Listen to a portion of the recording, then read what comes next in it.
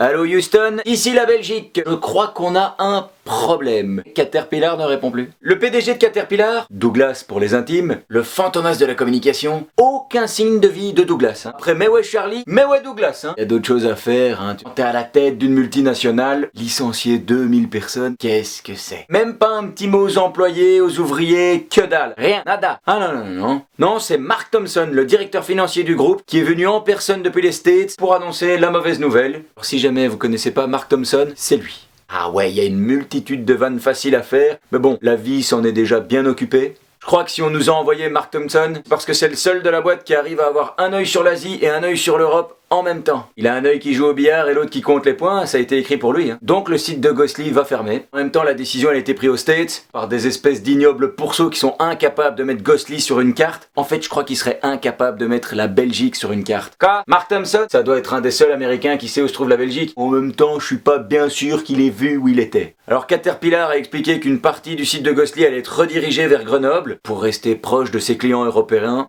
Trop aimable les gars! Et l'autre partie de son activité sera dirigée vers l'Asie pour rester proche de son argent, ça me paraît logique, je veux dire, l'Asie pour une multinationale c'est un petit paradis terrestre, il y a déjà une multitude d'avantages fiscaux, et alors la main d'œuvre ne coûte que dalle en Asie. Par contre ils vont galérer les enfants exploités, passer de la fabrication des t-shirts H&M au bulldozer de Caterpillar, comment le choc va être violent! Bah!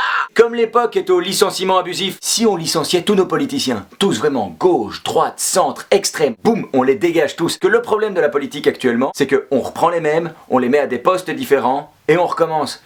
Faudrait qu'on recommence avec des tout nouveaux, des tout neufs, jamais sortis de l'emballage, tout nouveaux politiciens, tu vois, qu'on recommence sur de bonnes bases, qu'on redéfinisse pas mal de choses. En fait, ce qu'il nous faudrait, c'est des politiciens qui respectent leur pays, des politiciens qui ne donnent pas les pleins pouvoirs aux multinationales et qui seraient capables de faire comprendre à qui veut venir s'implanter en Belgique que c'est pas un hôtel de passe, putain.